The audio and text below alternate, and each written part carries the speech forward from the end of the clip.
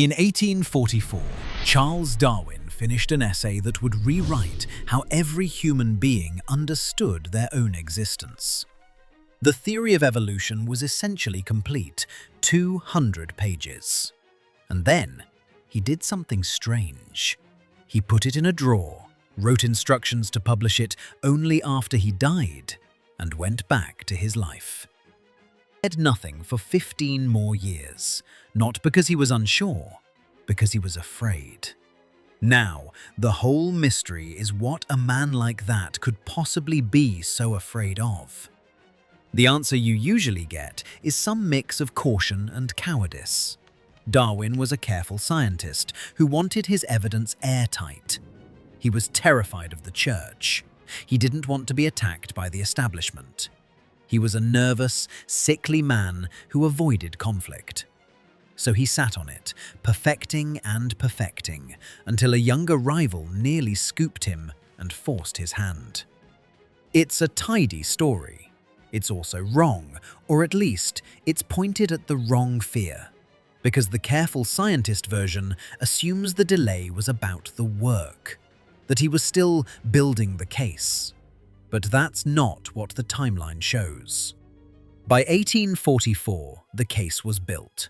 The mechanism was there, the evidence was there, the logic was there. He was so confident in it that he arranged for it to be published if he died. You don't make a posthumous publishing plan for a theory you're unsure about. You make it for a theory you're certain of and cannot bring yourself to release while you're alive to watch what it does. So the science wasn't the problem. He'd solved the science. Something else kept that drawer shut for 16 years, and to find it, you have to go back to the moment he first understood what he was holding. He understood it almost immediately, and he understood it as a kind of crime. Darwin came back from the voyage of the Beagle in 1836 with a head full of observations he couldn't yet explain. Finches, tortoises, fossils, the strange way life varied from island to island.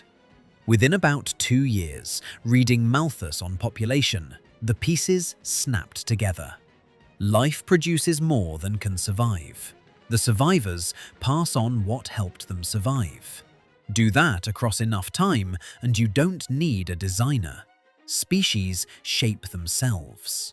There is no hand guiding it. There is only death, sorting the living, over and over, for millions of years. Now here is the thing that tells you everything about what kind of discovery this was for him. In 1844, writing to his closest scientific friend Joseph Hooker, Darwin described arriving at this conclusion, and the words he reached for were these. He said it was like confessing a murder. Don't you think that's strange? This is a theory about beetles and pigeons and barnacles. Why would a naturalist describe a biological mechanism as a murder? Who got killed? The answer is that Darwin knew exactly what his theory removed from the world, and it wasn't a small thing. If species made themselves through blind natural law, then the most powerful argument for God's existence collapsed. The argument from design, the idea that a watch implies a watchmaker, that the breathtaking fit of living things to their world proves a loving creator, was the bedrock of belief for nearly everyone he knew, and Darwin had just quietly dissolved it. He hadn't argued against God. He'd done something worse. He'd made God unnecessary. That's the murder. And he wasn't confessing it to the public. He was confessing it in private, like a man admitting to something he could be hanged for. And for the next 15 years, he would carry it alone. And then you find out who was sleeping in the next room. His wife, Emma. Darwin married his own cousin, Emma Wedgwood, and by every account, he loved her completely. Emma was also seriously, sincerely religious. Not for show. Her faith was the center of how she understood life, death, and what came after. And early in their marriage, she did something that would haunt Darwin for the rest of his life. She wrote him a letter. She had sensed where his mind was drifting, and the letter was not angry, it was frightened. She told him she worried that his skepticism would cut him off from God, and that this meant something unbearable to her. That if he did not believe, they might be separated after death. That she might go to heaven and he would not be there. She was telling the man she loved that she was afraid of losing him, not just in this life, but forever. Now, hold that letter next to the drawer, because every detail of Darwin's delay starts pointing in the same direction.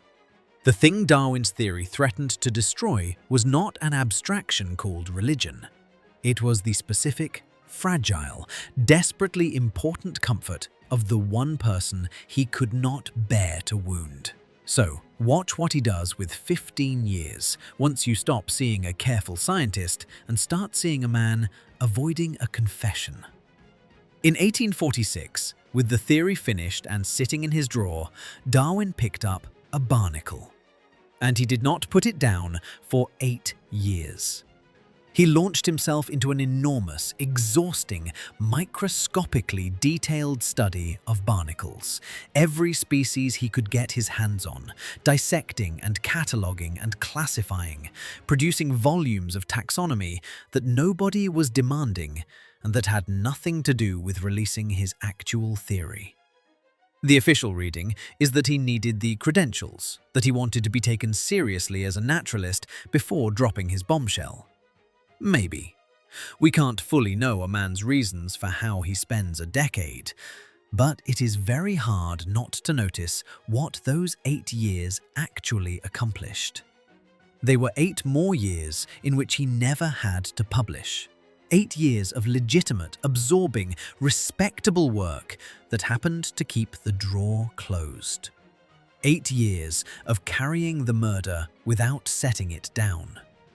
His own son later joked that he couldn't remember a time the barnacles weren't part of the household. A grown man who had already changed the world on paper, spending the best years of his mind on shellfish, while the real work waited. And all through this stretch, he was sick. Chronically, miserably sick. Stomach pain, vomiting, headaches, trembling, weeks where he could barely work. Doctors then and historians since have never fully explained it, and many have wondered whether the illness was at least partly the body expressing what the mind would not. Whether the man who described his own theory as a murder was being slowly poisoned by the act of keeping the secret. We can't prove that, but the pattern is hard to ignore. The closer he edged toward publishing, the sicker he tended to get. So here is the question climbing underneath all of it. I started by asking why a confident man delayed, but it's sharper now. Why would a man spend his health, his years, and the prime of his genius building elaborate reasons not to say a thing he already knew was true? What is worth that much avoidance? And then, the worst thing that could happen, happened. And it answered the question by taking the answer away. In 1851, Darwin's daughter, Annie, died. She was his favorite, and he didn't really hide it. Bright, affectionate, the child who seemed to understand him. She was 10 years old. She got sick, and the illness dragged on, and Darwin sat with her and watched, and she died anyway. And whatever was left of his Christian faith is widely thought to have died in that room with her. He could no longer believe in a just and loving God who designed the world, because he had just watched that world take his innocent daughter apart for no reason at all, which was, in the bleakest possible way, exactly what his theory predicted. Nature doesn't care.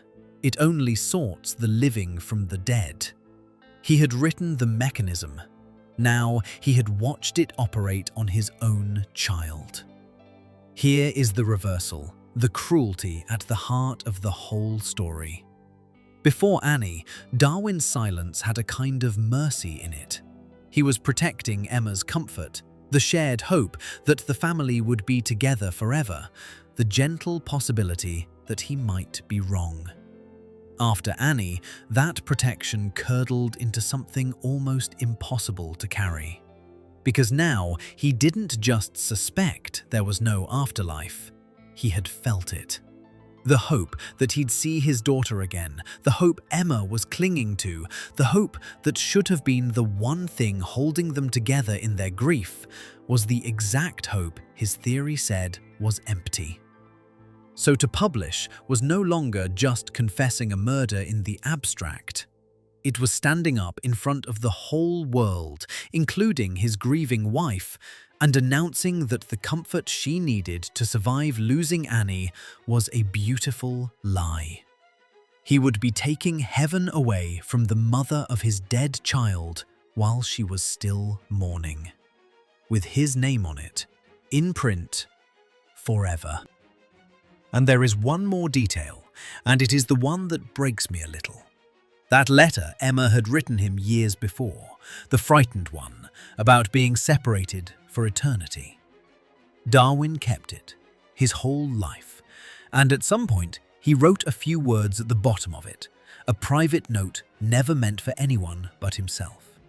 He wrote that when he was dead, she should know that he had kissed this letter and cried over it many times.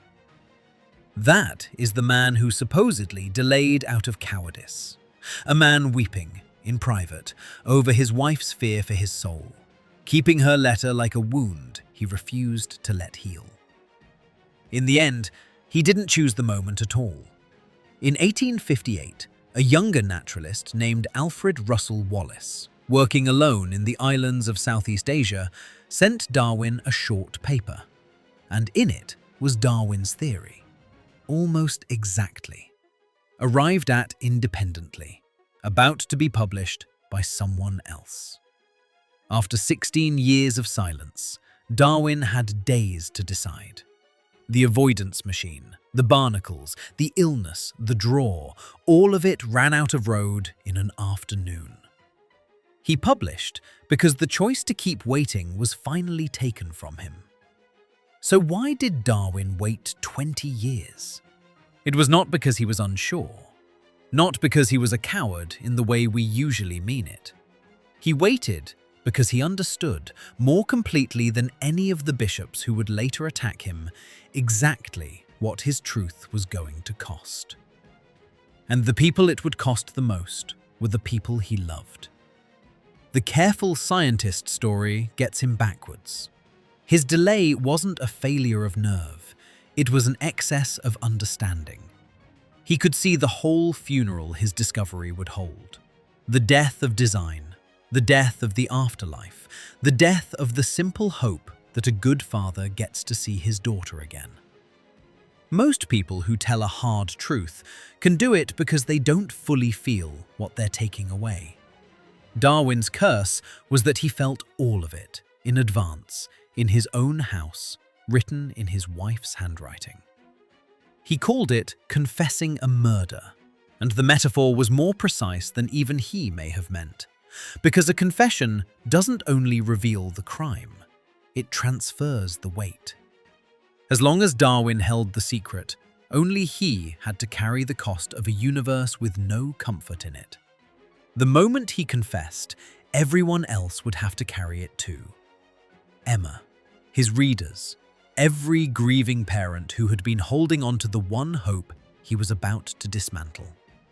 For 20 years, he chose to carry it alone rather than hand it to the people he loved. He was right about the theory. It reshaped biology, and it has only grown stronger with every passing decade.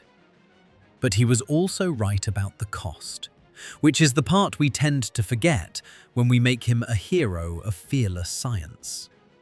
He was never fearless. He published, in the end, the way a man finally confesses to something he can no longer hide. And then he went home to the wife whose letter he kept kissing, and lived out his life beside her. Two people who loved each other across a gap that his own great truth had opened and could never close. He didn't kill God for the world. He killed God in his own home first, watched what it cost, and spent 20 years trying to spare everyone else the same grief.